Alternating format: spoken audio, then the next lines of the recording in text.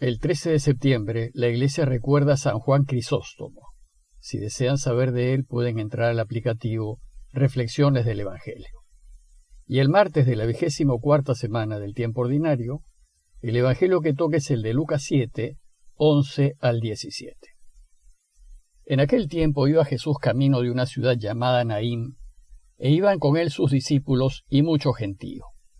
Cuando se acercaba a la entrada de la ciudad, resultó que sacaban a enterrar a un muerto, hijo único de su madre que era viuda, y un gentío considerable de la ciudad la acompañaba. Al verle el Señor, le dio lástima y le dijo: «No llores». Se acercó al ataúd, lo tocó, los que lo llevaban se pararon, y dijo: «Muchacho, a ti te lo digo, levántate». El muerto se incorporó y empezó a hablar, y Jesús se lo entregó a su madre. Todos sobrecogidos daban gloria a Dios diciendo: «Un gran profeta ha surgido entre nosotros. Dios ha visitado a su pueblo». Y la noticia del hecho se divulgó por toda la comarca y por Judea entera. Luego de curar al siervo del centurión, Lucas nos dice que Jesús fue camino de una ciudad llamada Naín. Dos breves notas previas antes de continuar. Primero, recordarles que Lucas, al inicio de su obra, nos explica cómo es que compuso su evangelio, y nos dice que investigó todo lo que pudo, con diligencia, desde sus orígenes, y recopiló todos los relatos de dichos y hechos de Jesús que encontró y que habían sucedido unos 60 años antes de que escribiese su evangelio.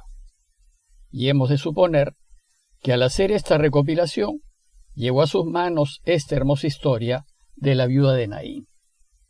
Les digo esto porque se trata de un relato que solo se encuentra en el Evangelio de Lucas. Y segundo, recordarles que los 4 evangelios nos relatan muy pocos milagros de resurrecciones, en realidad solo 3. La resurrección de la hija de Jairo, la resurrección de Lázaro y la del relato de hoy, que es la resurrección del hijo de la viuda de Naín. Y las 3 fueron reacciones a esa profunda compasión que sintió Jesús por los deudos. Veamos el relato. Naín era un pequeño pueblito de las llanuras de Galilea, que quedaba más o menos a unos 12 kilómetros al sureste de Nazaret y unos 60 kilómetros al suroeste de Cafarnaúm.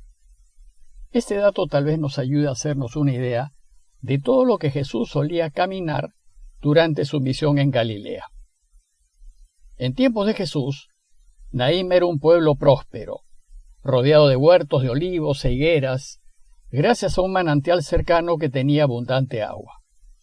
Y parece que en ese tiempo el pueblo estaba amurallado, pues el relato nos dice que Jesús se acercaba a la entrada de la ciudad. Hoy Naín es un poblado minúsculo, sin murallas y sin importancia alguna. Además, Lucas nos dice que Jesús fue hacia Naín, seguido por sus discípulos y mucho gentío. El gentío nos indica que la fama de Jesús se había extendido por toda la región y muchos, fascinados con lo que enseñaba, dejaban sus actividades para seguirlo y escucharlo. Y ahora, luego de esta breve introducción, veamos con más detenimiento el relato de hoy. Dice el texto que cuando Jesús se acercaba a la entrada de la ciudad, resultó que sacaban a enterrar a un muerto, hijo único de su madre, que era viuda, y un gentío considerable de la ciudad la acompañaba. Esta descripción inicial nos ubica en el drama que estaba teniendo lugar. Había muerto el hijo único de una viuda, un verdadero desastre para la madre. Pues como saben, en la cultura judía de ese tiempo, una mujer, a fin de poder subsistir, dependía completamente de un hombre. Y las viudas en general se encontraban en una situación muy desventajosa, pues por las leyes judías, la esposa no podía heredar la propiedad del marido, y por lo general no podía disponer de nada. Entonces, a fin de mantenerse, no le quedaba otra que depender de sus hijos o de los parientes de su marido.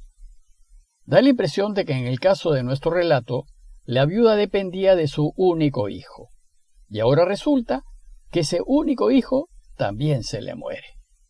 La situación en la que se quedaba la mujer era terrible. Sola y sin ningún hombre a su lado, su futuro se veía muy, muy mal. Probablemente no le quedase otra que ir detrás de los cosechadores para recoger lo que quedase olvidado de la cosecha. Y Lucas nos dice que un gentío considerable de la ciudad acompañaba el cortejo fúnebre, probablemente amigos y vecinos que se dolían ante la dolorosa situación de la viuda. El Evangelio nos dice que Jesús, al pasar cerca, vio el cortejo fúnebre que salía de la ciudad, y entonces nos dice Lucas que, al verla el Señor, le dio lástima. Jesús se concentró en la mujer, no le interesó la gente, ella fue el objeto de su atención, y se conmovió. Se compadeció profundamente ante su dolor. Podemos suponer que ver a la mujer probablemente le recordó su propia situación. Según la tradición, María enviudó de José cuando Jesús aún era un muchacho. De hecho, la última aparición de José en los Evangelios nos la cuenta Lucas, y fue cuando Jesús, a los 12 años, se perdió en el templo. Entonces, a la muerte de José, María quedó viuda y con un único hijo que aún era un jovencito. Tal vez al ver a la viuda de Naín, Jesús recordó que su madre dependió completamente de él para sacar adelante el taller de carpintería de José y poderse mantener. Y Jesús sabía que si él hubiese muerto, su madre se hubiese quedado en el desamparo total. Podemos pues imaginar que la viuda de Naín le recordó a su madre María, y su situación lo conmovió hasta el hondo del alma. Podemos también imaginar lo desolada que se encontraría la mujer, y podemos ver cómo Jesús busca consolarla. Pues dice el texto que Jesús, movido ante el dolor de la mujer, le dijo: no llores. Confía en Dios. Dios no quiere que lloremos ni quiere que suframos. Él quisiera vernos siempre felices. Y entonces, por iniciativa propia, y sin que se lo pidan, Jesús decide ayudarla y devolver la vida al muchacho. Y entonces dice el texto que se acercó al ataúd y lo tocó. Jesús detuvo el cortejo, cosa que no se acostumbraba a hacer. Por eso, ante este gesto inusitado, y además de alguien que no era del pueblo, Lucas nos dice que los que lo llevaban se pararon, desconcertados. Podemos imaginar el silencio que se hizo. Las plañideras pagadas dejaron de llorar y la música fúnebre se dejó de tocar. Y en medio de ese silencio tenso, Jesús dijo en voz alta: muchacho, a ti te digo, levántate. El verbo griego ageiro, que significa ser levantado, es el mismo verbo que usan los evangelios para referirse a la resurrección de Jesús. Y entonces, a la sola palabra de Jesús, dice el texto que el muerto se incorporó y empezó a hablar. Bueno, pues esto mismo es lo que sucede siempre que nos encontramos en una situación en la que no vemos salida. Sin embargo, Dios nos ve, se fija en nosotros, nos toca y nos dice: levántate. Y contra toda esperanza, cuando parece que no hay solución, interviene a su modo y nos devuelve la posibilidad de vivir. Esta acción de Jesús termina con un gesto muy tierno, pues dice el texto que se lo entregó a su madre. Jesús no solo consoló a la madre resucitando a su hijo, sino también a ella le devolvió la vida, le devolvió el deseo de vivir. Y en ese momento, lo que fue un cortejo de muerte se convirtió en una fiesta de alegría. Podemos imaginar la reacción de toda la gente que presenció el hecho. Bueno, pues esto es lo que sucede siempre que Dios interviene. Él seca las lágrimas de nuestros ojos, venda los corazones desgarrados y devuelve la esperanza en donde ésta se ha perdido. Y dice Lucas que entonces todos, sobrecogidos, daban gloria a Dios. La gente se asombra del actuar de Dios, y cuando interviene en nuestras vidas, lo único que podemos hacer es darle gloria. Pero para sorpresa nuestra, la gente solo reconoció a Jesús como un gran profeta, pues decía: un gran profeta ha surgido entre nosotros, Dios ha visitado a su pueblo. La gente no cayó en cuenta que la extraordinaria señal que realizó es una señal del Mesías, pues en los inicios de la vida pública de Jesús, la gente consideró que él fue solo un profeta, aunque un gran profeta.